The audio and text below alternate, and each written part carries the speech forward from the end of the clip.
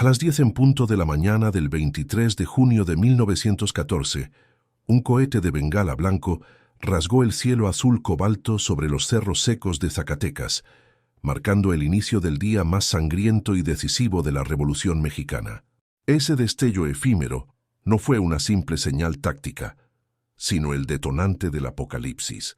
En cuestión de segundos, el silencio sepulcral del desierto se hizo añicos con el rugido simultáneo de 40 cañones de grueso calibre disparando al unísono, haciendo temblar la tierra bajo los pies de 30.000 hombres y convirtiendo las fortificaciones del Ejército Federal en cráteres humeantes, llenos de carne y metralla. Pancho Villa, el legendario Centauro del Norte, no había movilizado a su temible División del Norte simplemente para asediar una ciudad o ganar una posición estratégica más en el mapa. Había venido con una intención mucho más oscura y definitiva: borrar al enemigo de la faz de la tierra. Con 20.000 hombres sedientos de victoria desplegados en un círculo de muerte perfecto alrededor de la capital de Plata, la orden que corría por las filas era clara, brutal y aterradora. No habría prisioneros, no habría piedad y no habría retirada. Lo que estás a punto de presenciar no es una historia romántica de sombreros charros y canciones folclóricas junto a la fogata. Es la crónica de una operación militar industrial, compleja y letal, donde la genialidad artillera se mezcló con el odio visceral de una guerra de castas. Ante tus ojos se desplegará la maquinaria de guerra perfecta que Villa construyó desafiando a sus propios superiores. Una fuerza imparable que combinaba la furia salvaje de las cargas de caballería suicidas con la precisión matemática de la artillería moderna francesa, dirigida por el único hombre al que Villa respetaba más que a sí mismo, el general Felipe Ángeles. Mientras los 12.000 soldados de élite del dictador Victoriano Huerta se atrincheraban en los inexpugnables cerros de la Bufa y el Grillo, confiados en que su posición geográfica y su disciplina prusiana los hacían invencibles, no sabían que ya estaban muertos. Estaban atrapados en una ratonera geográfica diseñada meticulosamente para triturarlos, enfrentándose a una horda que avanzaba dopada de adrenalina, dispuesta a trepar montañas bajo el fuego de ametralladora, solo para clavar un cuchillo en el corazón del régimen usurpador. Esta es la historia de cómo la sangre de 6.000 hombres inundó las calles coloniales hasta los tobillos, y de cómo la victoria más grande de Villa fue también, paradójicamente, el comienzo de su caída. Para comprender la magnitud de la carnicería que estaba a punto de desatarse en Zacatecas, es necesario retroceder unos días y entender que esta batalla no comenzó con disparos, sino con telegramas cargados de veneno. La División del Norte no marchaba hacia el sur, obedeciendo órdenes, sino desafiándolas. Venustiano Carranza, el primer jefe del ejército constitucionalista, un hombre de levita, barba blanca y ambición fría, miraba con terror el ascenso meteórico de Pancho Villa. Carranza sabía perfectamente que si Villa tomaba Zacatecas, la puerta hacia la Ciudad de México quedaría abierta de par en par y nada impediría que el bandolero se sentara en la silla presidencial. Por eso, en una jugada de ajedrez político que casi le cuesta la guerra a la revolución, Carranza había ordenado a Villa detenerse en Torreón y había enviado al general Pánfilo Natera, un comandante leal pero militarmente mediocre, a tomar la ciudad de Plata. El resultado fue el esperado desastre. Las tropas de Natera fueron repelidas brutalmente por la artillería federal, dejando cientos de muertos inútiles en las faldas de los cerros. Fue ante este fracaso humillante que Villa, en un arranque de furia que hizo temblar a sus propios Estado Mayor, mandó al diablo la jerarquía, ignoró las amenazas de Carranza de declararlo rebelde y dio la orden de avanzar. La maquinaria de guerra más formidable del continente se puso en marcha no solo para destruir a Huerta, sino para demostrarle a Carranza quién era el verdadero dueño del norte. El traslado de la División del Norte desde Torreón hasta las afueras de Zacatecas fue una epopeya logística que parecía sacada de una novela de ficción industrial, un movimiento de masas que desafiaba cualquier lógica militar de la época. No se trataba simplemente de mover soldados, se trataba de mover una ciudad entera sobre rieles, decenas de trenes militares, envueltos en nubes densas de vapor y humo de carbón, cruzaron el desierto mexicano cargando a 20.000 hombres, miles de caballos, cañones, ametralladoras y un ejército invisible de soldaderas, médicos y mecánicos. Dentro de esos vagones de ganado, el aire era irrespirable, una mezcla de sudor, grasa de fusil y la tensión eléctrica de saber que se dirigían al matadero más grande de la guerra. Villa, que se movía entre los vagones como un espectro omnipresente, revisaba personalmente que no faltara munición ni carbón, sabiendo que la velocidad era su mejor arma. La llegada a la estación de Calera, a pocos kilómetros del objetivo, fue un espectáculo que heló la sangre de los espías federales, una marea interminable de sombreros tejanos y cananas cruzadas descendiendo de los trenes, organizándose con una disciplina sorprendente, bajo la mirada atenta de los oficiales. Pero si Villa era el corazón palpitante y furioso de este monstruo, el cerebro frío y calculador era el general Felipe Ángeles. Mientras los hombres descargaban las cajas de dinamita y afilaban los machetes, Ángeles, un artillero de academia formado en Francia, que había decidido unirse a la causa del pueblo, sacó sus binoculares y estudió el terreno con la precisión de un ingeniero que planea una demolición controlada. Lo que vio a través de sus lentes era una pesadilla táctica diseñada por la naturaleza para ser inexpugnable. La ciudad de Zacatecas yace hundida en una cañada profunda, protegida por dos colosos naturales que servían de murallas titánicas, el Cerro de la Bufa y el Cerro del Grillo. En estas cimas, el general federal Luis Medina Barrón, confiado hasta la arrogancia, había fortificado sus posiciones con 12.000 soldados de élite, nidos de ametralladoras pesadas y baterías de cañones que dominaban cada centímetro del valle. La lógica militar tradicional dictaba que cualquier ejército que intentara entrar en la ciudad sin tomar primero esos cerros sería aniquilado por un fuego cruzado letal desde las alturas, convertido en carne picada antes de siquiera tocar las primeras casas. Los federales se sentían seguros, casi intocables en sus nidos de águila. Desde sus posiciones elevadas, observaban el despliegue villista con desdén, convencidos de que las hordas revolucionarias se estrellarían contra las rocas como lo habían hecho las tropas de Natera semanas atrás. Medina Barrón envió telegramas a la capital, asegurando a Victoriano Huerta que Zacatecas sería la tumba de la rebelión, prometiendo que Villa regresaría al norte en un ataúd. Sin embargo, subestimaron fatalmente la audacia de Ángeles. El general artillero entendió que la clave no era lanzar a la infantería en un ataque suicida frontal, sino utilizar la artillería de una manera que nunca se había visto en México.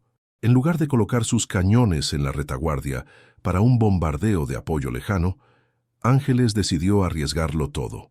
Ordenó arrastrar las piezas de artillería pesada durante la noche, acercándolas peligrosamente a las líneas enemigas y colocándolas en posiciones de tiro directo frente a los cerros.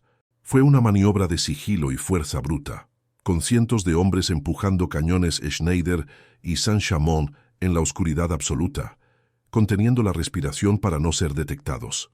Cuando el sol comenzara a salir, los federales no se despertarían con un asedio lejano, sino con la boca de los cañones apuntándoles directamente a la cara. La trampa estaba lista, y la arrogancia de los defensores estaba a punto de convertirse en su sentencia de muerte. Cuando el reloj marcó las 10 de la mañana y el cohete de señal iluminó el cielo con su estela blanca, lo que se desató sobre los defensores de los cerros no fue una batalla convencional, sino un castigo matemático ejecutado con una violencia industrial nunca antes vista en la historia de México. Los cañones de Felipe Ángeles, ocultos y posicionados con esa precisión geométrica letal durante la noche, abrieron fuego simultáneo creando una cortina de acero y fuego que barría las trincheras federales de un lado a otro. No era el bombardeo errático y emocional de los revolucionarios novatos que disparaban al bulto, era fuego de barrera profesional, una técnica europea diseñada para caminar delante de la infantería propia y limpiar el terreno. Los obuses de 75 milímetros explotaban justo encima de las cabezas de los soldados de Huerta, destrozando nidos de ametralladoras, volatilizando cuerpos en una nube roja y sepultando vivos a pelotones enteros bajo toneladas de tierra y roca basáltica. El estruendo era tal que, según los cronistas, la tierra vibraba como si un terremoto estuviera sacudiendo los cimientos mismos de la Sierra Madre, impidiendo que los oficiales federales pudieran siquiera gritar órdenes a sus hombres aturdidos.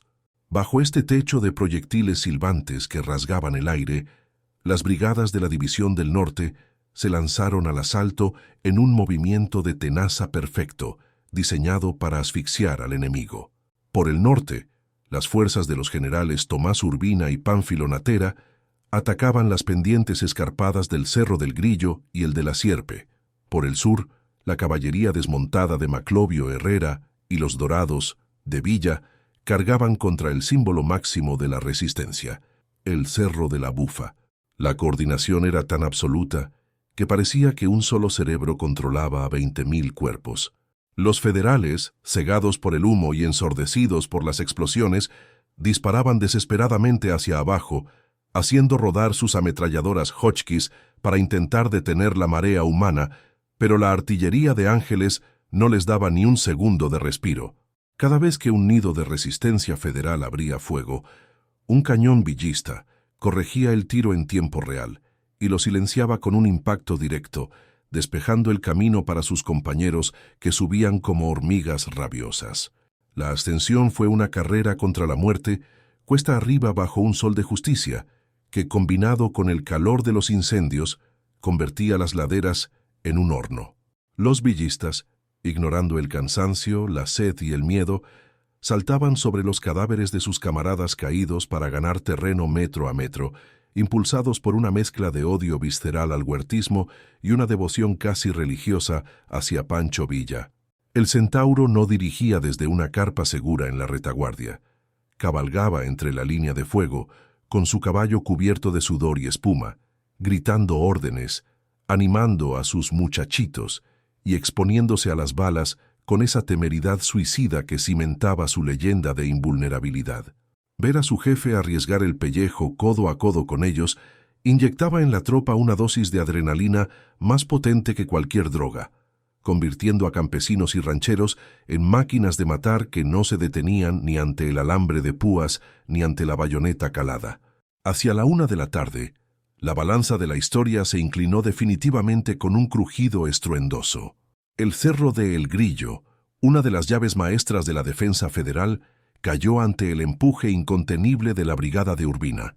La lucha en la cima fue salvaje, cuerpo a cuerpo, cuchillo contra bayoneta, en un caos de polvo y sangre donde la disciplina militar federal se desmoronó ante la ferocidad villista. Al ver la bandera tricolor del gobierno usurpador ser arrancada del asta y sustituida por el estandarte de la División del Norte, el pánico comenzó a contagiarse como un virus letal entre las filas del general Medina Barrón en el cerro vecino de la Bufa. La supuesta inexpugnabilidad de Zacatecas se había roto en pedazos. Los defensores, que apenas unas horas antes se burlaban de los revolucionarios desde sus alturas inalcanzables, ahora comprendían con horror que habían perdido la ventaja táctica. La situación para los federales pasó de crítica a desesperada en cuestión de minutos. Con el Grillo en manos de Villa, la artillería de Ángeles fue rápidamente reubicada en las posiciones capturas, girando los cañones para apuntar ahora hacia la Bufa y, lo que era peor, hacia el centro de la ciudad. Los soldados de Huerta se dieron cuenta de que estaban atrapados en una trampa mortal. La altura que antes los protegía, ahora los exponía. Comenzaron a quedarse sin municiones, aislados y rodeados por un enemigo que parecía multiplicarse de las piedras. La retirada ordenada, esa maniobra elegante que se enseña en las academias militares, se volvió imposible. El miedo atávico a ser despellejados vivos por los villistas provocó que las líneas de defensa se rompieran. La única opción que les quedaba a los supervivientes de las cimas no era resistir, sino huir hacia abajo, hacia el centro de la ciudad, sin saber que al descender de los cerros estaban cometiendo el error final. Estaban entrando voluntariamente en la ratonera, que Villa había preparado para el acto final de la carnicería.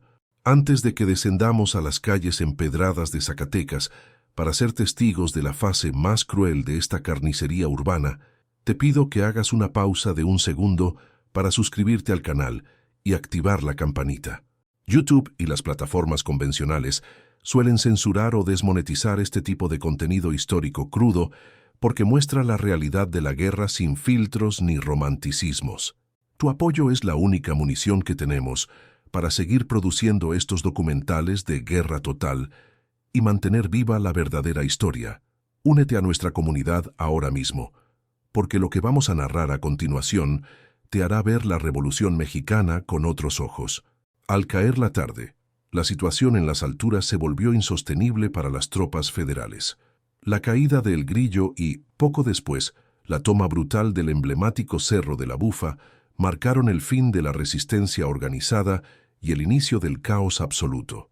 Lo que horas antes había sido un ejército disciplinado, orgullo del general Huerta, se desintegró en cuestión de minutos en una turba aterrorizada que huía en desbandada.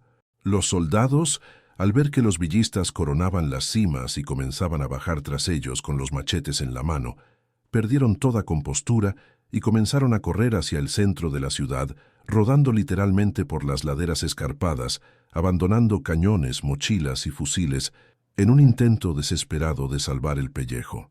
Pero Felipe Ángeles y Pancho Villa, con una visión estratégica macabra que rayaba en la genialidad, habían previsto este movimiento desde el principio.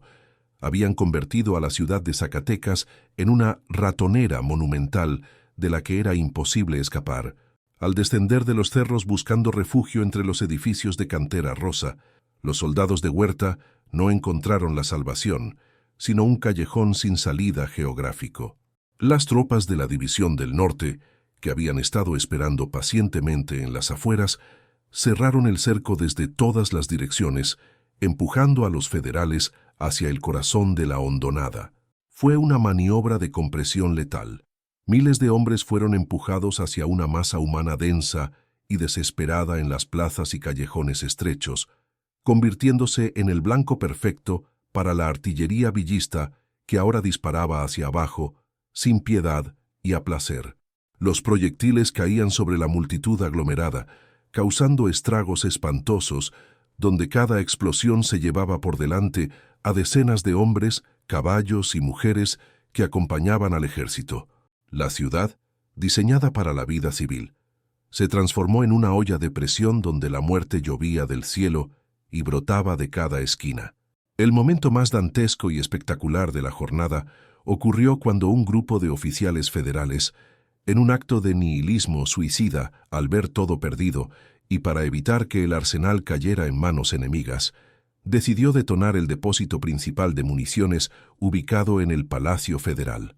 La decisión fue tomada en segundos, justo cuando la vanguardia villista se acercaba a las puertas del edificio. La explosión fue un terremoto artificial que sacudió los cimientos de toda la ciudad, una columna de fuego y humo negro que se elevó cientos de metros hacia el cielo, lanzando escombros, piedras de toneladas y cuerpos humanos desmembrados que llovieron sobre los techos de las casas vecinas. El estruendo fue tan brutal que, por un momento, detuvo el combate en toda la ciudad, dejando a ambos bandos sordos y aturdidos bajo una lluvia de cascajo sangriento y polvo que ocultó el sol. Edificios enteros de la manzana circundante se derrumbaron como castillos de naipes, sepultando a civiles y combatientes por igual. Sin embargo, lejos de detener la matanza o asustar a los atacantes, este acto de destrucción final enfureció aún más a los hombres de Villa. La explosión fue interpretada no como un acto de guerra, sino como una ofensa personal.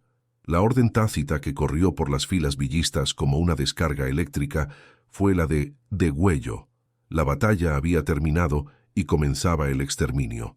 Ya no se gastarían más balas preciosas en hacer prisioneros. Se usaría el cuchillo, la bayoneta y la culata del fusil para terminar el trabajo. Los oficiales de Villa, con los ojos inyectados en sangre y cubiertos del polvo de la explosión, dieron rienda suelta a la furia acumulada de años de opresión. La batalla dejó de ser un enfrentamiento militar táctico para convertirse en una cacería humana casa por casa, azotea por azotea, habitación por habitación. En las calles empedradas del centro, la sangre comenzó a correr literalmente por las cunetas como si fuera agua de lluvia después de una tormenta, mezclándose con la ceniza, el lodo y los restos de los uniformes federales. Los villistas, que habían visto morir a miles de sus camaradas en el ascenso suicida a los cerros, no tenían humor para la clemencia cristiana. Los soldados federales que tiraban los fusiles se arrodillaban y levantaban las manos pidiendo cuartel, gritando «¡Viva Villa!», eran ejecutados en el acto a quemarropa. Sus cuerpos se apilaban en barricadas grotescas que obstruían el paso de la caballería, obligando a los caballos a pisar sobre alfombras de cadáveres. La ciudad barroca, joya de la plata y del virreinato, se había transformado en un matadero industrial donde la única ley vigente era la venganza, y donde el sonido de las súplicas era ahogado sistemáticamente por el chasquido seco de los cerrojos de los rifles Mauser, rematando a los heridos que intentaban arrastrarse hacia la seguridad de las iglesias, sin saber que ni siquiera los altares sagrados serían respetados esa noche. Cuando la noche comenzó a caer sobre Zacatecas, cubriendo la ciudad con un manto de oscuridad, apenas roto por los resplandores anaranjados de los edificios incendiados, el general federal Luis Medina Barrón, herido y con el uniforme desgarrado, comprendió que la defensa había colapsado definitivamente. En medio del caos de las calles céntricas, donde sus hombres eran cazados como animales, tomó la decisión final, ordenó la retirada general. La única ruta de escape que parecía estar milagrosamente abierta era la carretera hacia la vecina ciudad de Guadalupe, un camino estrecho y sinuoso que serpenteaba hacia el sureste y que prometía la salvación lejos del cerco mortal de la División del Norte. La noticia corrió de boca en boca entre los supervivientes federales.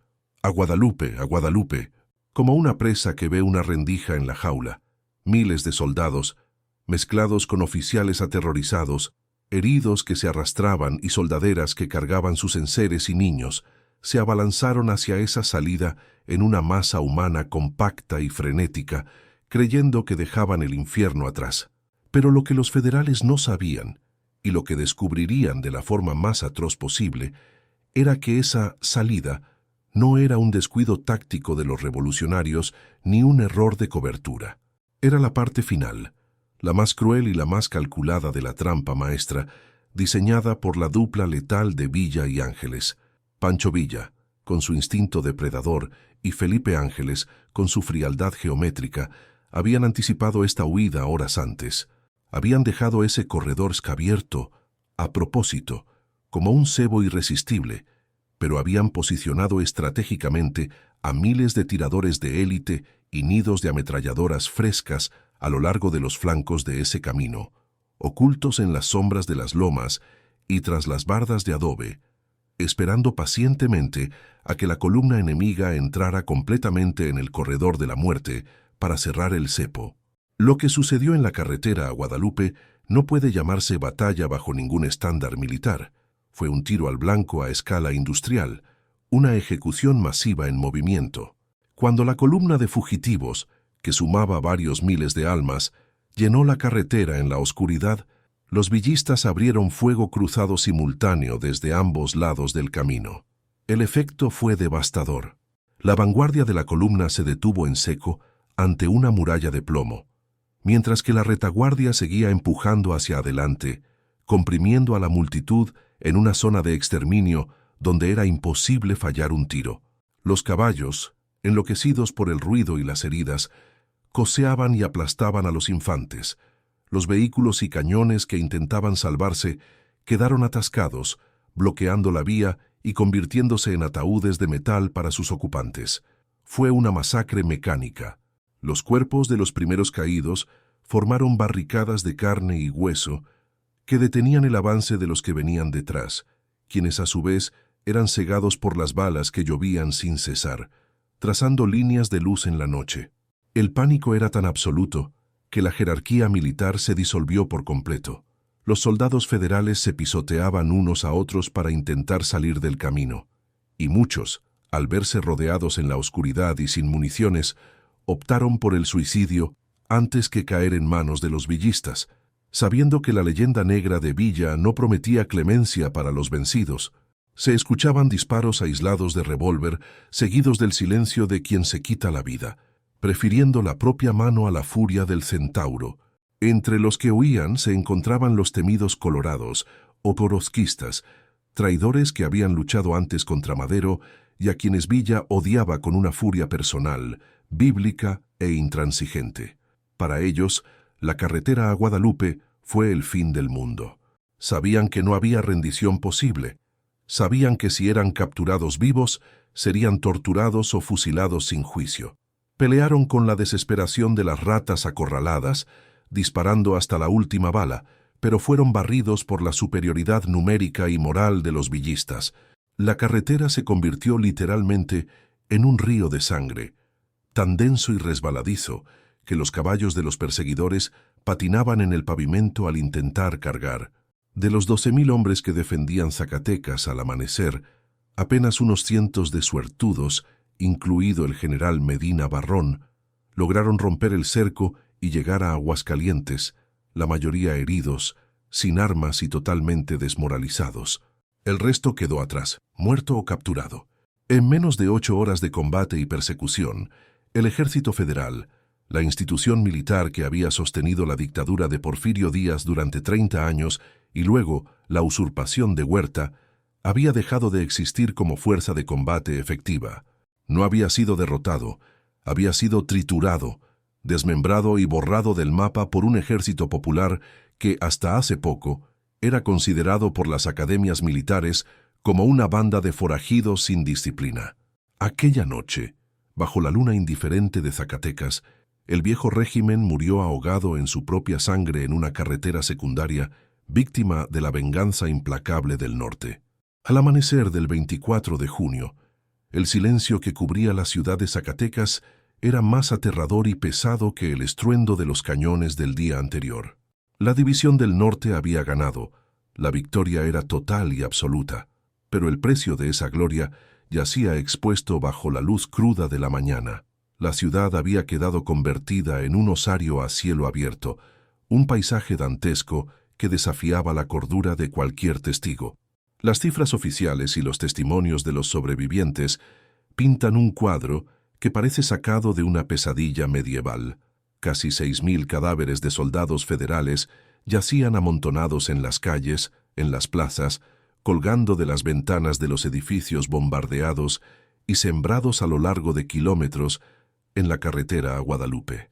Los cuerpos, destrozados por la artillería de Ángeles o acribillados por la caballería, comenzaban a hincharse rápidamente bajo el sol inclemente del desierto de Zacatecas, acelerando el proceso de descomposición. La sangre se había secado formando costras negras y resbaladizas sobre el empedrado colonial de cantera rosa, y el aire, antes puro y seco, estaba ahora impregnado de un hedor insoportable, una mezcla densa y dulce de pólvora quemada, carne humana en putrefacción, excrementos y miedo, un olor que se pegaba a la ropa y a la piel y que muchos veteranos asegurarían no poder olvidar jamás.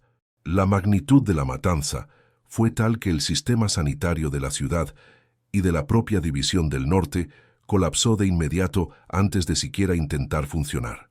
No había suficientes palas, no había suficientes hombres con estómago para el trabajo, y no había suficiente tierra consagrada en los cementerios para enterrar a tantos muertos en tan poco tiempo. Ante el riesgo inminente y catastrófico de una epidemia de tifus o cólera que aniquilara a los vencedores con la misma eficacia que las balas, las autoridades revolucionarias, bajo la supervisión pragmática de los médicos militares, tomaron una decisión drástica y macabra: la incineración masiva. Se organizaron cuadrillas de prisioneros y soldados rasos para apilar los cuerpos en montañas grotescas, en las afueras de la ciudad y en las cañadas cercanas. Estas piras humanas fueron rociadas generosamente con petróleo y se les prendió fuego. Durante días, el cielo azul de Zacatecas se tiñó de un gris plomizo y grasiento por las columnas de humo negro que emanaban de los cadáveres ardiendo, un recordatorio visual y olfativo del costo brutal de la revolución que se podía ver y oler a kilómetros de distancia, convirtiendo la civilizada Ciudad de Plata en un crematorio gigantesco. Mientras tanto, en los hospitales de sangre improvisados dentro de iglesias saqueadas, teatros y escuelas, la situación no era menos horrorosa. Cientos de heridos de ambos bandos se hacinaban en los pasillos y sobre las bancas de madera, gritando de dolor y delirando por la fiebre. Los médicos villistas, héroes anónimos de esta tragedia, trabajaban hasta el agotamiento operando sin anestesia, con sierras de carnicero y cuchillos afilados, amputando miembros destrozados por la metralla francesa como quien corta leña.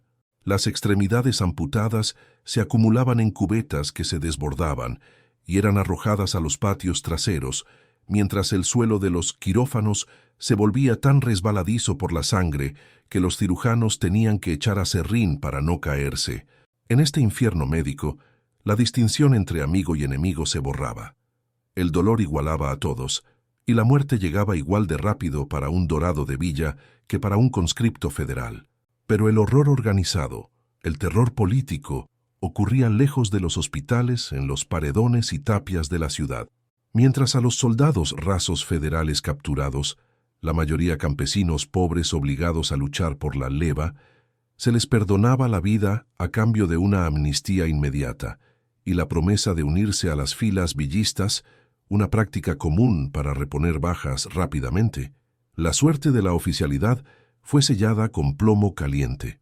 Pancho Villa, implacable en su lógica de guerra de clases y odio personal contra los que consideraba traidores a la patria, ordenó la ejecución sumaria de cualquier oficial federal, desde subteniente hasta general, que hubiera sobrevivido a la batalla. No hubo tribunales, no hubo abogados, no hubo defensa. En el panteón de la Purísima y contra los muros de las haciendas cercanas, los pelotones de fusilamiento trabajaron horas extras en turnos rotativos. Fue una purga sistemática, una limpieza étnica ideológica. Se ejecutó a cientos de hombres en una cadena de montaje de la muerte. Las descargas de los rifles Mauser sonaban con una monotonía burocrática, seguidas del golpe sordo de los cuerpos cayendo a la fosa común y el tiro de gracia ocasional. Esta masacre de oficiales tenía un propósito estratégico claro más allá de la venganza. Villa estaba decapitando efectivamente a la clase militar del antiguo régimen. Al eliminar a la casta de oficiales formados en el colegio militar, estaba asegurando que el ejército federal, aunque tuviera hombres, jamás pudiera volver a organizarse como una fuerza coherente y disciplinada. Entre los ejecutados destacaban los sobrevivientes de los Colorados, de Pascual Orozco, a quienes los villistas odiaban con una ferocidad especial por sus traiciones pasadas. A ellos no se les concedió ni siquiera la dignidad de un fusilamiento rápido. Muchos fueron cazados y linchados en las calles o ejecutados con una crueldad demostrativa para enviar un mensaje a cualquiera que osara traicionar a la revolución. Aquellos días posteriores a la batalla, Zacatecas no fue una ciudad liberada. Fue una ciudad ocupada por la muerte, donde la ley del más fuerte imperaba y donde la vida de un hombre valía menos que la bala necesaria para matarlo. Mientras el humo de las piras funerarias todavía oscurecía el cielo de Zacatecas y los soldados villistas celebraban la victoria emborrachándose con el mezcal saqueado de las cantinas, en el cuartel general de Venustiano Carranza, a cientos de kilómetros al norte, el ambiente era gélido, casi fúnebre. La lógica dictaba que el primer jefe debía estar eufórico. La destrucción del ejército federal en Zacatecas significaba, en la práctica, el fin del régimen de Victoriano Huerta y el triunfo definitivo de la revolución constitucionalista. Sin embargo, para Carranza, la noticia de la victoria no fue un motivo de celebración, sino la confirmación de su peor pesadilla política. Pancho Villa, ese bandido incontrolable al que había intentado frenar cortándole el suministro y desviándolo hacia objetivos secundarios, no solo había desobedecido sus órdenes directas, sino que había triunfado de manera espectacular, humillando la autoridad del primer jefe ante los ojos de toda la nación y, lo que era más peligroso, ante los ojos del gobierno de Estados Unidos. La reacción de Carranza ante la batalla más gloriosa de la revolución fue de un silencio administrativo brutal. No hubo telegramas de felicitación efusivos, no hubo ascensos para los héroes de la jornada, ni reconocimientos públicos para la estrategia maestra de Felipe Ángeles. En su lugar, Carranza puso en marcha la segunda fase de su plan para destruir a Villa, una fase que no requería balas ni cañones, sino burocracia y sabotaje logístico. Entendiendo que no podía derrotar a la División del Norte en el campo de batalla, decidió matarla de hambre y de inmovilidad. Aprovechando su control sobre las aduanas fronterizas y las líneas de suministro del noreste, Carranza ordenó el bloqueo total de carbón y municiones para los trenes de Villa. Fue una puñalada por la espalda ejecutada con frialdad de contable. Sin carbón, las locomotoras que movían a los 20.000 hombres y su artillería pesada eran inútiles, convertidas en toneladas de hierro muerto varadas en las vías de Zacatecas. La División del Norte, la máquina de guerra más rápida y letal del continente, se vio de repente paralizada, no por la resistencia enemiga, sino por la traición de sus propios aliados. Villa, que ya se veía entrando triunfalmente en la Ciudad de México para sentarse, aunque fuera simbólicamente, en la silla del Águila, se encontró atrapado en una jaula invisible. La frustración en el campamento villista era palpable. Los generales, hombres de acción acostumbrados a resolver los problemas a balazos, no entendían cómo podían estar perdiendo la guerra después de haber ganado la batalla más difícil. Villa caminaba por los andenes de la estación de Zacatecas como un león enjaulado, golpeando las paredes de los vagones, maldiciendo a ese viejo barbas de chivo, como llamaba despectivamente a Carranza, y comprendiendo, quizás demasiado tarde, que la guerra militar era un juego de niños comparada con la guerra política. Mientras Villa permanecía inmovilizado en el centro del país, Carranza dio luz verde y todo el apoyo logístico posible al general Álvaro Obregón y su ejército del noroeste.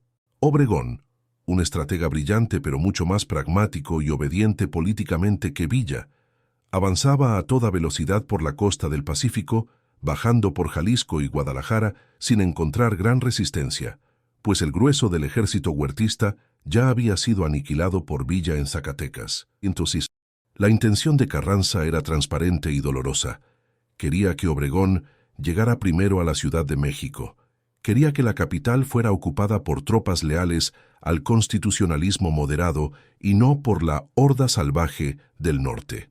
Carranza temía que si Villa entraba primero, instauraría un régimen populista radical, expropiaría a los ricos sin control y, posiblemente, entregaría el poder a los zapatistas del sur, creando una alianza de campesinos armados que barrería con la clase media y alta a la que Carranza pertenecía. Esta maniobra política creó una fractura irreparable en el bando revolucionario. Lo que había comenzado como una lucha unida contra la usurpación de Huerta se transformó, en los días posteriores a Zacatecas, en una guerra civil fría entre facciones. Los oficiales villistas, al ver cómo se les negaba el fruto de su sacrificio, comenzaron a radicalizarse. Felipe Ángeles, siempre la voz de la razón, intentó mediar buscando una conciliación que evitara el derramamiento de sangre entre hermanos, pero la arrogancia de Carranza y el orgullo herido de Villa hicieron imposible cualquier acuerdo duradero. La victoria de Zacatecas, paradójicamente, no trajo la paz, sino que aceleró la descomposición del movimiento revolucionario. En la Ciudad de México, mientras tanto, el dictador Victoriano Huerta, al recibir los reportes detallados de la aniquilación de su ejército en Zacatecas, comprendió que el juego había terminado. No tenía con qué detener el avance de Obregón ni, eventualmente, el de Villa si lograba conseguir carbón. El 15 de julio de 1914, menos de un mes después de la batalla, Huerta presentó su renuncia y huyó al exilio, dejando tras de sí un país en ruinas. Pero su caída no provocó la euforia que debería haber provocado. En el norte, Villa recibió la noticia con amargura. Sabía que él había dado el golpe mortal, que sus hombres habían puesto los muertos, pero que otros se estaban preparando para cobrar el premio y repartirse el botín del poder. La División del Norte, invicta y poderosa, se estaba convirtiendo en un ejército sin destino, varado en medio del desierto, mientras las nubes de una nueva tormenta, mucho más sangrienta que la anterior, comenzaban a acumularse en el horizonte.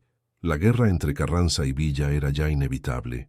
El abismo entre Pancho Villa y Venustiano Carranza, que se había abierto en las vías muertas de Zacatecas, se convirtió rápidamente en un cañón infranqueable que partió a México en dos. Tras la caída de Huerta, El país no conoció la paz, sino una extraña guerra fría entre los propios vencedores. Carranza, intentando legitimarse, convocó a una convención de generales y gobernadores en la Ciudad de México, pero los villistas, temiendo una emboscada política, se negaron a asistir a un territorio controlado por los constitucionalistas.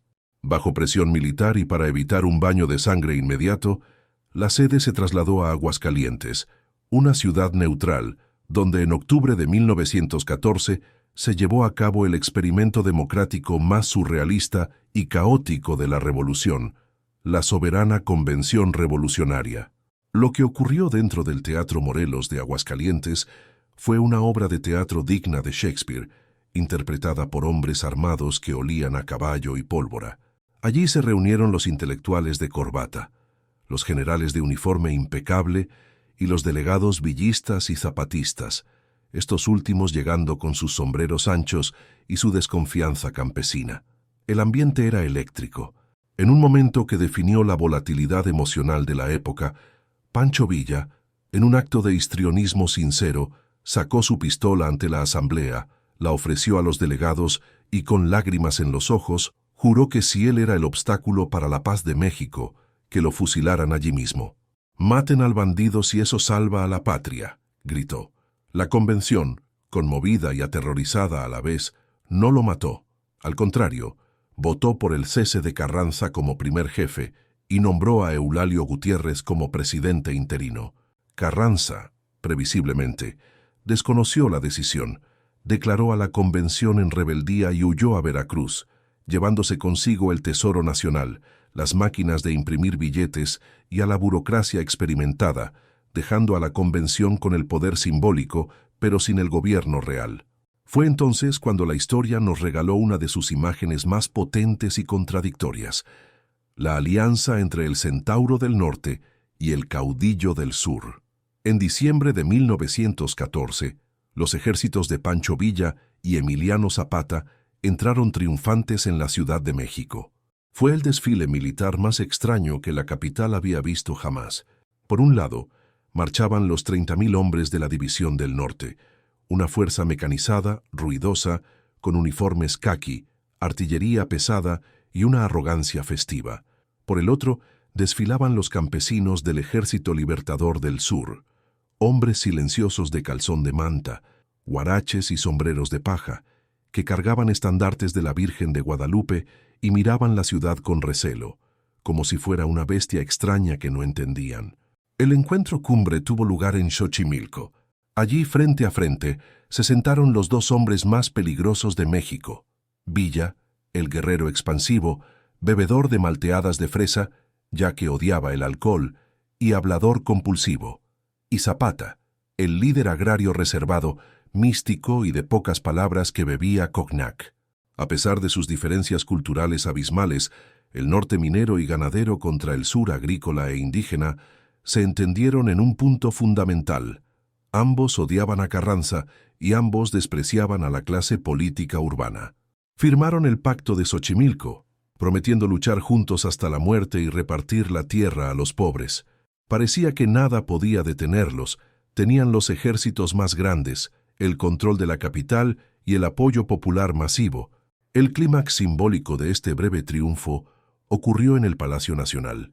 Villa y Zapata recorrieron los pasillos dorados que meses antes pisaban Porfirio Díaz y Victoriano Huerta. Al llegar al salón principal, se encontraron frente a la silla presidencial. Villa, con una risa infantil y burlona, se sentó en ella, posando para la famosa fotografía que inmortalizaría el momento. El exbandolero sentado en el trono de los emperadores aztecas y los dictadores republicanos, con las piernas abiertas y una expresión de desafío jovial.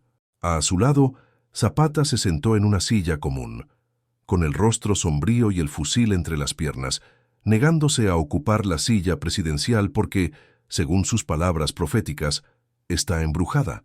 Cualquiera que se sienta en ella pierde la razón y se vuelve malo. Sin embargo, esta foto gloriosa ocultaba una tragedia inminente. Villa y Zapata habían conquistado la capital, pero no sabían qué hacer con ella. Eran genios de la destrucción y la guerra, pero novatos absolutos en la administración del Estado. No sabían cómo cobrar impuestos, cómo manejar la diplomacia internacional, ni cómo gestionar los servicios públicos de una metrópoli.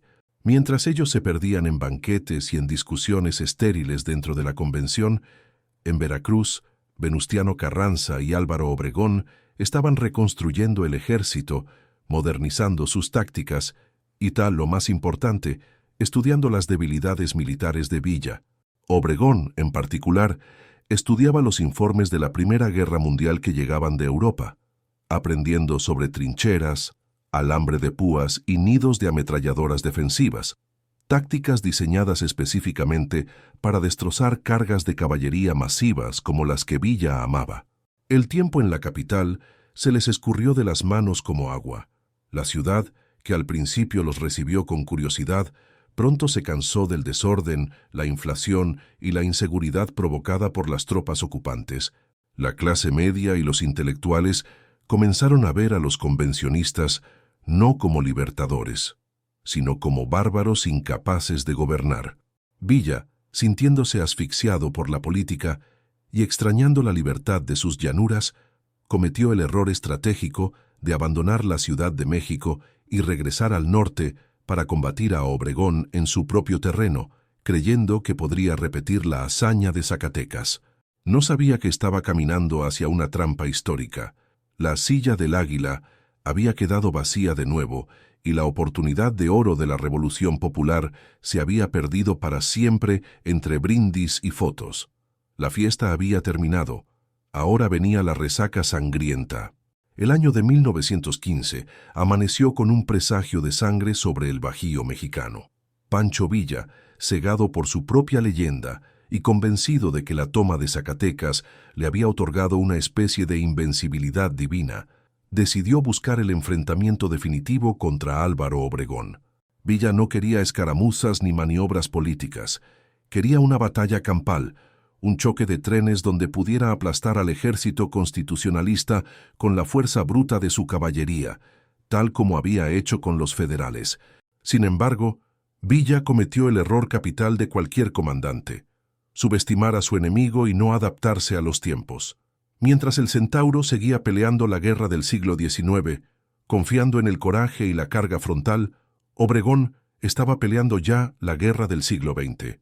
El general sonorense, un hombre pragmático que carecía del carisma de Villa pero le sobraba astucia, había pasado los últimos meses estudiando obsesivamente los informes militares que llegaban desde los campos de batalla de Europa, donde la Primera Guerra Mundial estaba demostrando una verdad terrible.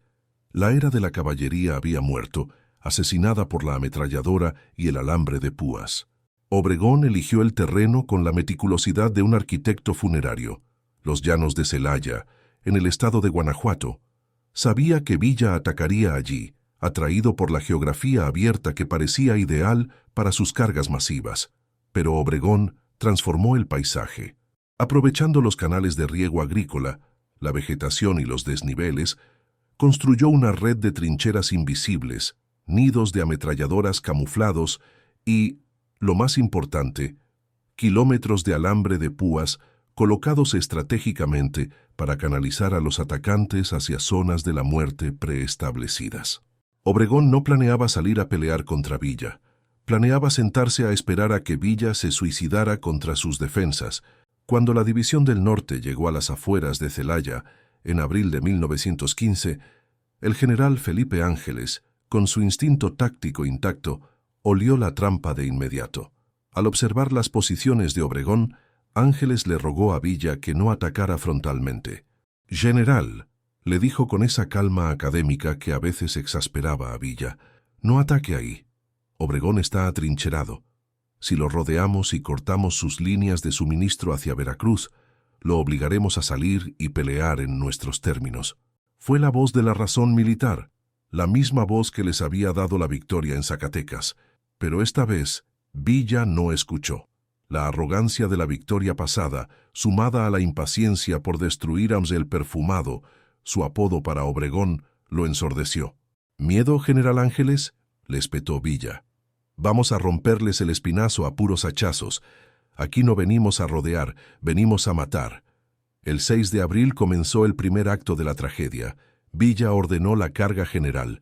Miles de jinetes, la flor innata de la División del Norte, los famosos dorados, que habían aterrorizado al país, se lanzaron al galope a través de los campos de alfalfa gritando «¡Viva Villa!».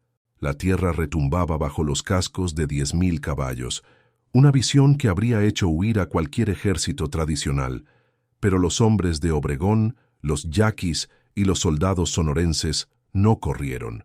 Permanecieron ocultos en sus agujeros, con los dedos en los gatillos de sus ametralladoras Hotchkiss y Colt, esperando la orden con una disciplina de hielo. Cuando la ola de caballería estuvo a menos de 100 metros, el infierno se desató. No fue una batalla, fue una ejecución industrial. Las ametralladoras de Obregón abrieron fuego cruzado, barriendo el campo de lado a lado. Los caballos de Villa, que en otras batallas saltaban sobre las trincheras enemigas, esta vez se estrellaron contra las alambradas ocultas entre la maleza. Los animales se enredaban en las púas de acero, cayendo al suelo y derribando a los jinetes, creando un tapón sangriento que detenía el avance en seco. Los villistas que venían detrás chocaban contra la masa de carne y metal de los caídos, convirtiéndose en blancos estáticos para los fusileros constitucionalistas. La carga heroica se transformó en segundos en una carnicería estática. Los hombres de Villa, acostumbrados a ver al enemigo huir ante su empuje, no entendían qué estaba pasando. Disparaban sus carabinas contra un enemigo invisible que los estaba despedazando desde el suelo. A pesar de las bajas espantosas, Villa, incapaz de aceptar que su táctica había fallado, ordenó una segunda carga y luego una tercera. Fue un acto de terquedad criminal. Envió oleada tras oleada de hombres a morir contra el muro de plomo de Obregón.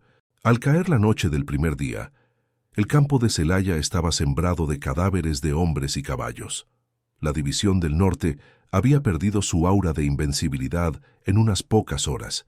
Los supervivientes regresaron al campamento aturdidos, cubiertos de sangre y polvo, sin poder creer que habían sido detenidos. Pero lo peor no era la derrota táctica.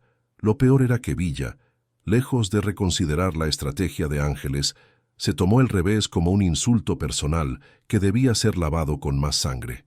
En lugar de retirarse y reorganizarse, juró que volvería a atacar con todo lo que le quedaba, preparando el escenario para el segundo y definitivo desastre. La batalla de Celaya apenas comenzaba, y la tumba de la División del Norte ya estaba cavada. Solo faltaba llenarla.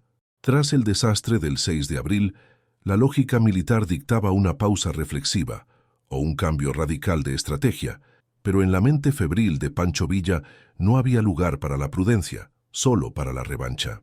Durante una semana tensa, mientras sus hombres lamían sus heridas y enterraban a sus muertos en fosas poco profundas, el general Felipe Ángeles intentó por última vez hacer entrar en razón al centauro.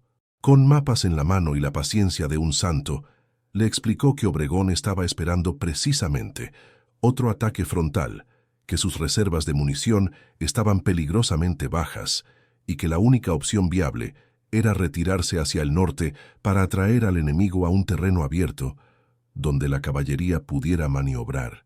Villa, con el orgullo herido y los ojos inyectados en sangre, golpeó la mesa y sentenció su propio destino. La División del Norte no corre, general. Vamos a romperlos aquí mismo, aunque se nos acaben los hombres. Fue la decisión de un jugador compulsivo que, tras perderlo todo en una mano, apuesta hasta la camisa en la siguiente, convencido de que la suerte tiene que cambiar por fuerza bruta. El 13 de abril de 1915 comenzó la segunda batalla de Celaya, y fue, en esencia, una repetición amplificada y más sangrienta de la primera. Villa lanzó a la batalla todo lo que le quedaba: infantería, artillería y sus últimas reservas de caballería de élite.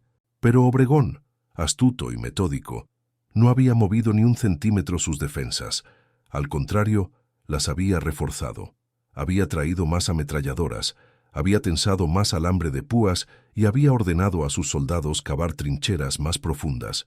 Cuando las olas villistas se lanzaron al ataque, se encontraron de nuevo con el mismo muro invisible de la muerte. La diferencia fue que esta vez, la desesperación hizo que los ataques fueran aún más suicidas. Los villistas se lanzaban contra las alambradas, intentando cortarlas con machetes, o incluso con las manos desnudas bajo el fuego cruzado, cayendo por cientos en cuestión de minutos. El campo de batalla se convirtió en un lodazal de sangre y vísceras, donde avanzar era imposible, y retroceder era una deshonra. La artillería de Villa, dirigida brillantemente por Ángeles en Zacatecas, esta vez fue ineficaz. Sin suficiente munición y con las líneas de visión bloqueadas por la vegetación y el humo, los cañones villistas no pudieron silenciar los nidos de ametralladoras de Obregón. Mientras tanto, la artillería constitucionalista bombardeaba sin piedad las zonas de concentración villista, sembrando el pánico en la retaguardia. La batalla duró 2 días de carnicería ininterrumpida, hasta que llegó el momento que Obregón había estado esperando pacientemente. Al ver que el ímpetu villista flaqueaba por el agotamiento y la falta de balas, el general sonorense ordenó salir de sus madrigueras. No fue una defensa pasiva, fue un contraataque letal. La caballería de Obregón, fresca y bien municionada, salió por los flancos en un movimiento de pinza perfecto, envolviendo a las tropas de Villa que estaban atascadas frente a las trincheras. Lo que siguió no fue una retirada, fue un colapso total. La División del Norte, la fuerza armada más poderosa que había visto el continente, se desintegró en una tarde. El pánico se apoderó de los veteranos más curtidos. Al verse rodeados, miles de villistas tiraron las armas y levantaron las manos, mientras otros huían despavoridos hacia los trenes, atropellándose unos a otros. Obregón, implacable, ordenó perseguirlos y aniquilarlos. Fue una cacería de conejos. Los constitucionales capturaron toda la artillería de Villa, sus amados cañones, miles de fusiles y toneladas de suministros, pero la cifra humana fue la más estremecedora. En los combates de Celaya, Villa perdió cerca de 4.000 hombres muertos y 6.000 prisioneros. De un solo golpe, había perdido la mitad de su ejército. Los prisioneros vivieron un destino cruel. Obregón, aplicando la misma dureza que Villa había mostrado en el pasado, separó a los oficiales y a los colorados y los mandó fusilar en masa. Las ejecuciones duraron días. El mito de la invencibilidad de Villa había muerto en los llanos del Bajío, enredado en el alambre de púas de la modernidad. Villa logró escapar por milagro, huyendo hacia el norte con un puñado de fieles, llorando de rabia y frustración en su vagón privado, viendo cómo el imperio que había construido a balazos se desmoronaba por la ventana del tren. El regreso al norte fue un calvario. La División del Norte ya no era un ejército, era una caravana de fantasmas. Sin dinero para pagar a la tropa, sin municiones y con la moral por los suelos, las deserciones comenzaron a ser masivas. Los hombres que meses antes gritaban «Viva Villa» con fervor religioso, ahora se escabullían en la noche para regresar a sus ranchos, entendiendo que la estrella de su jefe se había apagado. Villa intentó reagruparse en León y en Aguascalientes, librando batallas defensivas desesperadas durante los meses siguientes, pero la dinámica de la guerra había cambiado irreversiblemente. Obregón lo perseguía como un perro de presa, mordiéndole los talones, quitándole ciudad tras ciudad, empujándolo cada vez más hacia la frontera, hacia el desierto y hacia la irrelevancia. Para finales de 1915, el hombre que había cenado en el Palacio Nacional y que había sido el amo absoluto de México era nuevamente un fugitivo. Su grandiosa división se había reducido a unos pocos miles de leales fanáticos que lo seguían más por inercia que por esperanza.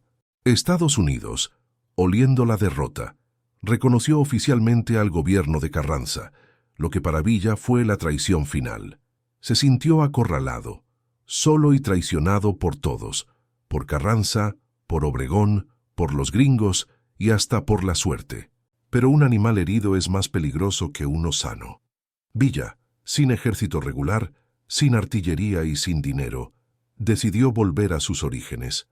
Se quitó el uniforme de general de división y volvió a ponerse la ropa de guerrillero. Si no podía ganar la guerra como un estratega, la pelearía como un terrorista. En su mente, ya no buscaba la victoria política, buscaba una venganza de proporciones internacionales que hiciera temblar al mundo entero. El año de 1916, encontró a Pancho Villa convertido en una sombra de lo que fue. Ya no era el general que movía trenes y ciudades, era un fantasma que cabalgaba por la sierra de Chihuahua con apenas 500 hombres, comiendo tasajo duro y durmiendo con un ojo abierto. La derrota lo había transformado. La amargura y la paranoia habían reemplazado su jovialidad expansiva. Veía traidores en cada sombra y espías en cada pueblo. Pero lo que más le dolía no era la derrota militar ante Obregón, sino la traición diplomática de los Estados Unidos. El presidente Woodrow Wilson, que antes le enviaba emisarios y armas, ahora había reconocido el gobierno de su archienemigo Carranza y había permitido que las tropas carrancistas usaran el ferrocarril estadounidense para mover refuerzos y atacarlo por la espalda en Agua Prieta. Para Villa, esto fue una declaración de guerra personal. Sintió que los gringos se habían burlado de él, usándolo cuando les convenía y desechándolo como basura cuando ya no era útil. Y Pancho Villa no perdonaba burlas. En su mente febril, comenzó a gestarse un plan descabellado, un acto de locura suicida diseñado para provocar el caos internacional. Si no podía gobernar México, al menos se aseguraría de que Carranza tampoco pudiera hacerlo en paz. Decidió atacar el territorio sagrado de los Estados Unidos. El objetivo elegido fue Columbus, Nuevo México, un pequeño pueblo fronterizo, donde, según sus informantes, vivía un traficante de armas que lo había estafado vendiéndole municiones defectuosas. Pero el motivo real iba mucho más allá de una estafa comercial. Villa quería provocar una invasión. Quería que los Estados Unidos entraran a México para que el pueblo mexicano, unido por el odio ancestral al invasor del norte, se levantara en armas nuevamente, olvidara las facciones y se uniera a él en una guerra patriótica contra el extranjero. Era una apuesta de ajedrez geopolítico jugada con dinamita. La madrugada del 9 de marzo de 1916, bajo una luna fría, la banda de Villa cruzó la frontera. «Mueran los gringos», gritaron mientras irrumpían en las calles dormidas de Columbus. Incendiaron hoteles, saquearon tiendas y se enfrentaron a tiros con la guarnición del ejército estadounidense y civiles armados. Fue una escaramuza caótica y brutal que duró pocas horas, pero el impacto psicológico fue nuclear.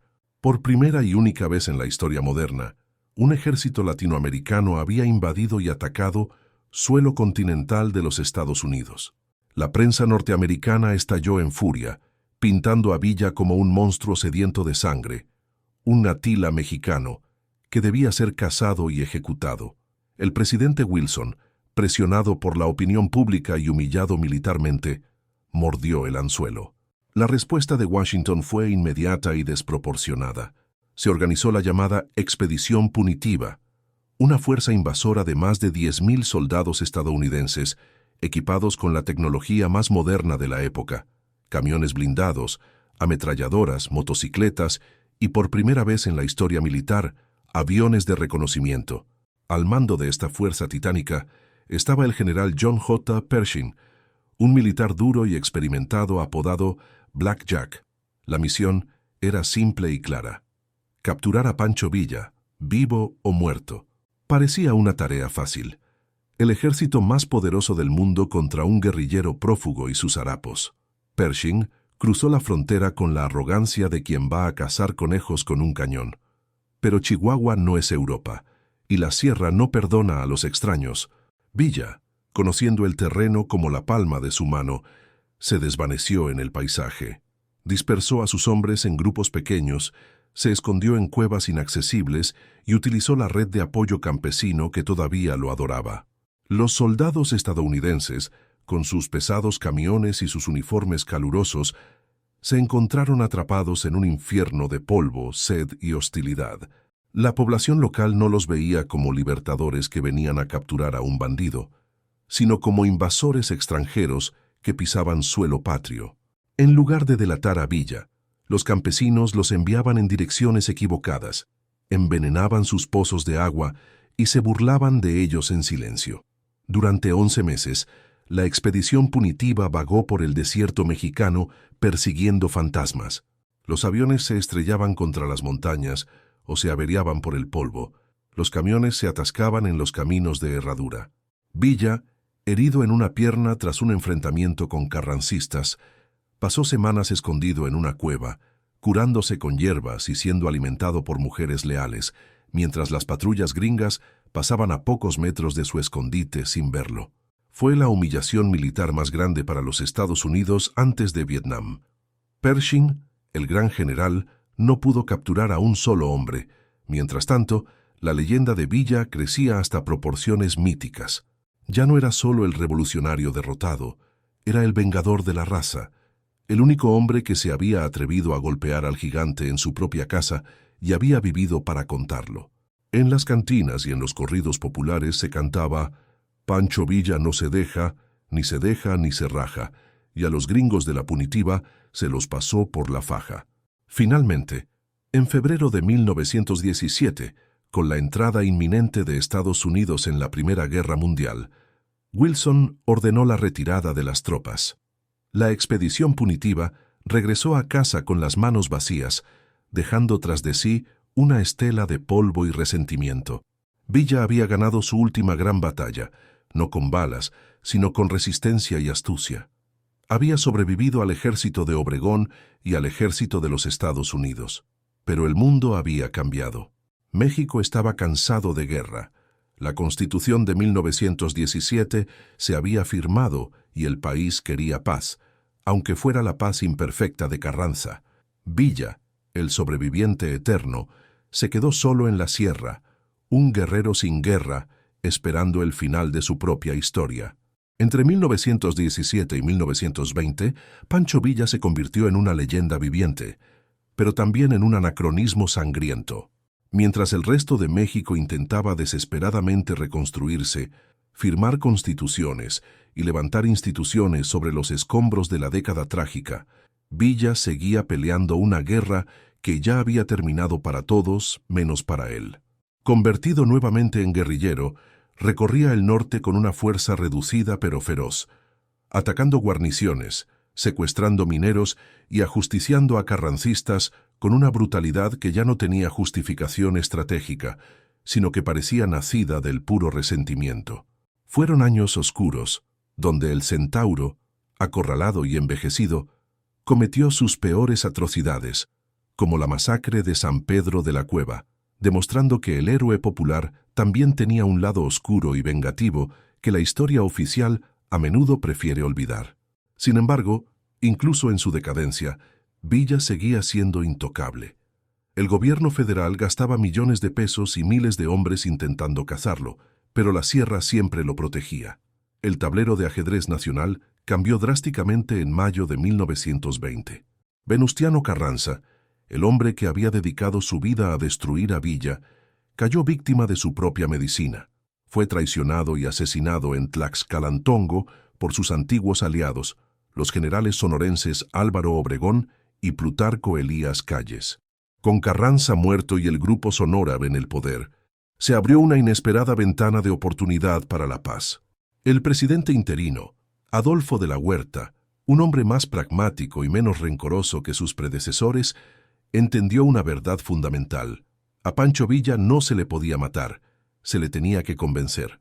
De la Huerta sabía que mientras Villa siguiera en el monte, el norte nunca estaría pacificado y la reconstrucción económica sería imposible. Así que hizo lo impensable, le ofreció una rendición honrosa.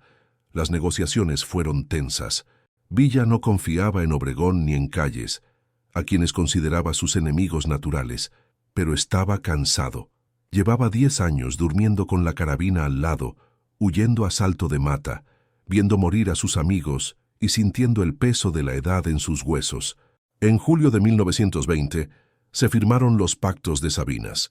Villa aceptó deponer las armas y retirarse a la vida privada.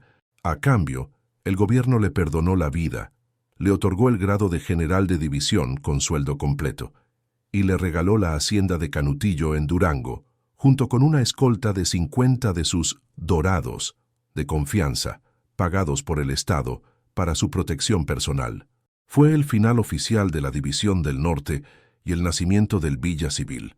Lo que sucedió en Canutillo en los 3 años siguientes es uno de los capítulos más fascinantes y reveladores de la vida de Villa. Lejos de convertirse en un terrateniente ocioso y explotador, Villa transformó la hacienda en una especie de utopía socialista militarizada, un laboratorio vivo de lo que él soñaba para todo México. Demostró que no era solo un destructor, sino un constructor frustrado. Organizó la hacienda como una cooperativa, estableció una escuela, su gran obsesión, pues siempre decía que la educación es lo único que salvará a México. Contrató maestros de primera calidad, prohibió terminantemente el alcohol, amenazando con expulsar o fusilar a quien se emborrachara, y puso a trabajar la tierra con maquinaria moderna. Canutillo prosperó. Los niños, hijos de sus antiguos soldados y de los peones, iban a clases por la mañana y aprendían oficios por la tarde. Villa, que apenas había aprendido a leer de adulto, paseaba por los salones de clase con lágrimas en los ojos, viendo a los niños estudiar, convencido de que ahí estaba el futuro. Durante ese breve periodo de paz, Villa pareció feliz. Se dedicó a la agricultura, tuvo más hijos, engordó y se dejó ver por Parral como un ciudadano respetable, saludando a la gente y contando anécdotas de la guerra. Parecía que el tigre se había domesticado. Sin embargo, bajo la superficie, la tensión política no había desaparecido. Álvaro Obregón, ahora presidente constitucional, y Plutarco Elías Calles, su secretario de Gobernación y sucesor designado, miraban hacia Canutillo con profunda desconfianza. Para ellos, Villa no era un jubilado inofensivo, era un volcán dormido. Sabían que con un solo chasquido de sus dedos, el Centauro podía levantar nuevamente al norte. La mera existencia de Villa era una amenaza latente para la estabilidad del nuevo Estado mexicano que los sonorenses estaban construyendo. El error fatal de Villa, el que selló su destino, fue su boca. En 1923 concedió una entrevista al periodista Regino Hernández Yergo. Confiado y quizás aburrido de la paz, Villa habló de más. Declaró que no le gustaba cómo iba el país. Criticó sutilmente al gobierno y soltó la bomba. Yo puedo movilizar a 40,000 hombres en 40 minutos si la patria me necesita. Fue una bravuconada, una exageración típica de su carácter. Pero en la Ciudad de México, esas palabras sonaron como una declaración de guerra. Obregón y Calles leyeron la entrevista y llegaron a una conclusión fría y pragmática. Villa estaba planeando volver. Además, se acercaban las elecciones presidenciales de 1924, y se rumoreaba que Villa podría apoyar a Adolfo de la Huerta en una rebelión contra la imposición de Calles. La decisión se tomó en las sombras de los despachos presidenciales, sin papeles firmados, solo con miradas y asaltos de cabeza. Pancho Villa tenía que morir. No podía ser un arresto ni un juicio. Eso provocaría un levantamiento. Tenía que ser una ejecución rápida y definitiva, disfrazada de venganza personal. Se activó una conspiración compleja que involucraba a diputados locales, pistoleros a sueldo y antiguos enemigos de Villa en la región de Parral, todos con la bendición tácita y el financiamiento del gobierno federal. Mientras Villa conducía su automóvil Dodge por los caminos de terracería entre Canutillo y Parral, sintiéndose seguro y protegido por su fama, una red de espías vigilaba cada uno de sus movimientos, cronometrando sus rutinas, contando sus escoltas y eligiendo el lugar perfecto para la emboscada. El escenario estaba listo para el último acto de la tragedia revolucionaria.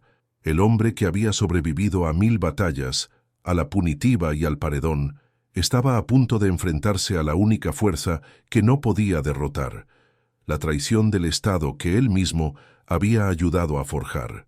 La mañana del 20 de julio de 1923 amaneció con un cielo limpio y brillante sobre Hidalgo del Parral, Chihuahua, como si la naturaleza quisiera iluminar perfectamente el escenario del crimen del siglo.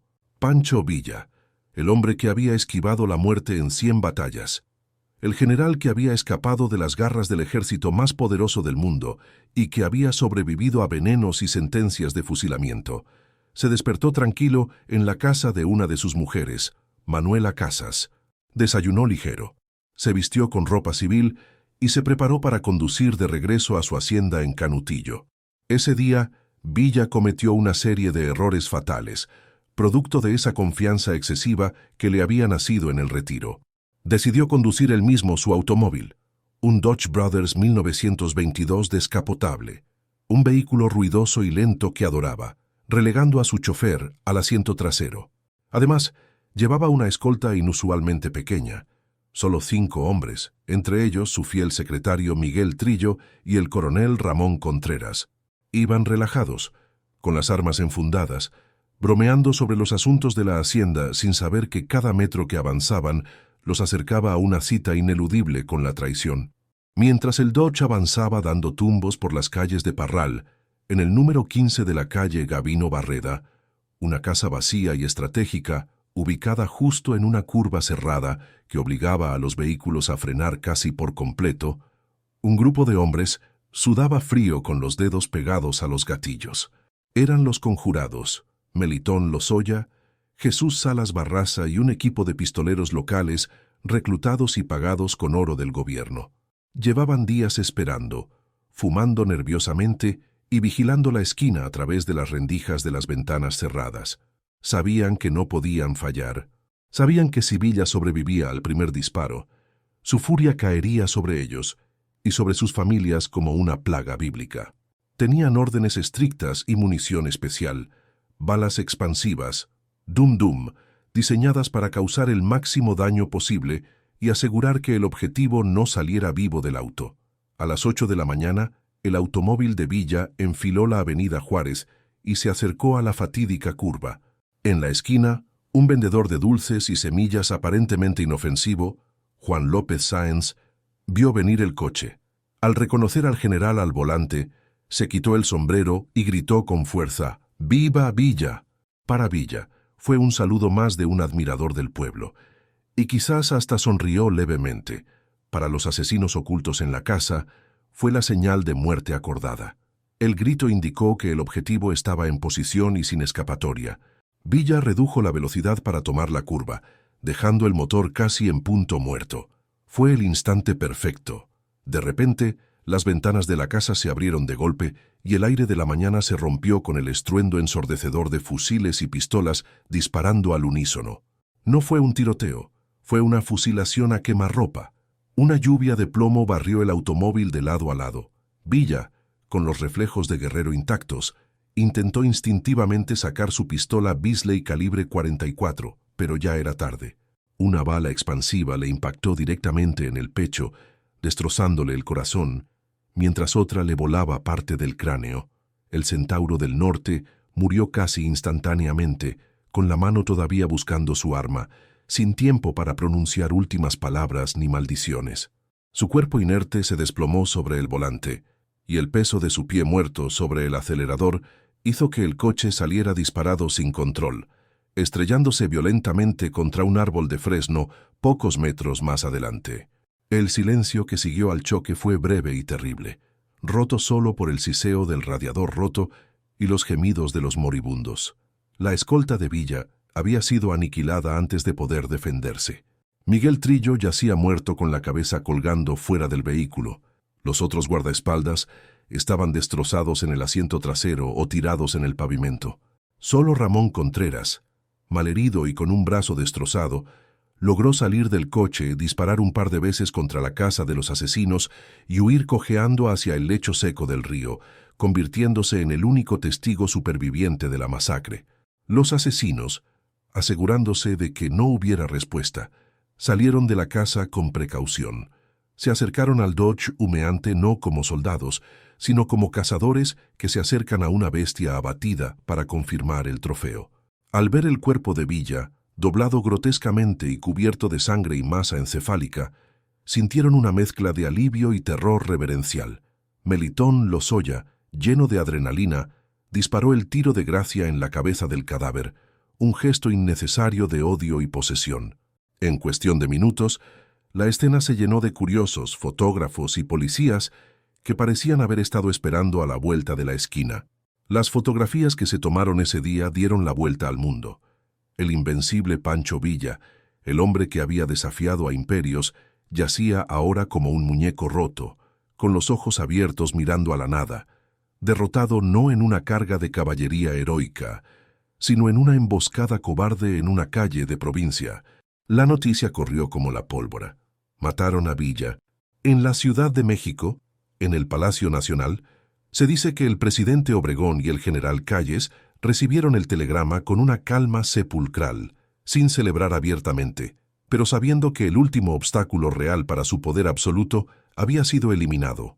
Oficialmente, el gobierno condenó el crimen y prometió una investigación exhaustiva. Extraoficialmente, los asesinos recibieron sentencias ridículamente cortas y, años después, puestos en el ejército o pensiones. El asesinato de Villa no fue un crimen común, fue un crimen de Estado, la ejecución extrajudicial necesaria para cerrar el ciclo de la Revolución Armada e inaugurar la era de las instituciones. Esa tarde en Parral, mientras llevaban el cuerpo de Villa al Hotel Hidalgo para prepararlo, la gente lloraba en las calles.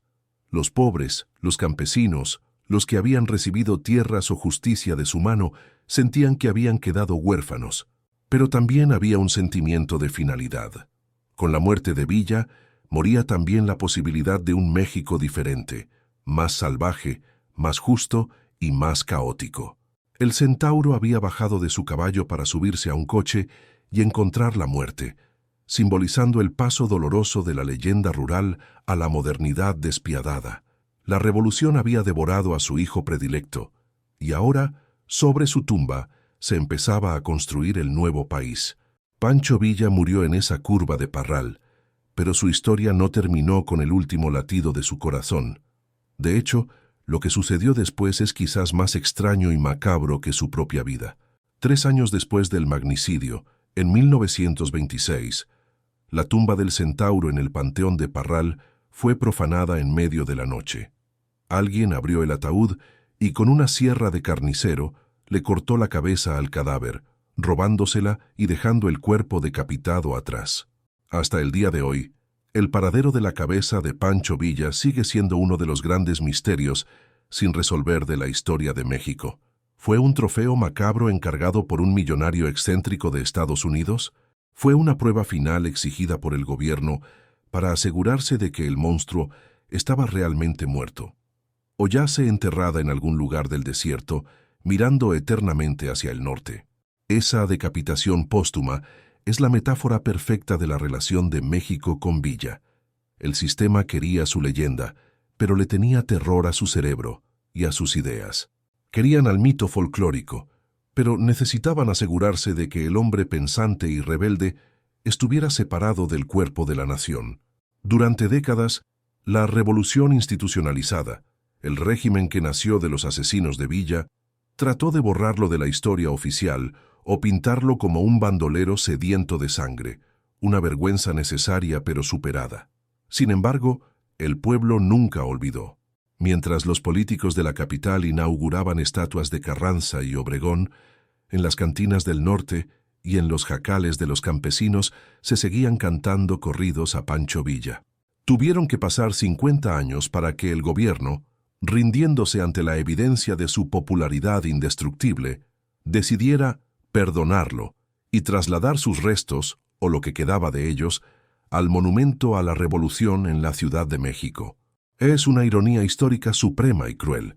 Hoy los huesos de Villa descansan en el mismo mausoleo, a pocos metros de distancia, de los huesos de Venustiano Carranza y Plutarco Elías Calles, los hombres que lo odiaron, lo cazaron y ordenaron su asesinato. En la muerte, la política mexicana obligó a las víctimas a dormir eternamente junto a sus verdugos en nombre de una unidad nacional ficticia. Hoy, Pancho Villa nos observa desde las estatuas de bronce, congelado en una carga eterna, inofensivo y convertido en souvenir turístico. Pero si rascamos esa pátina de bronce, encontramos al hombre real que hemos descubierto en este documental. Ni un santo ni un demonio, sino una fuerza de la naturaleza.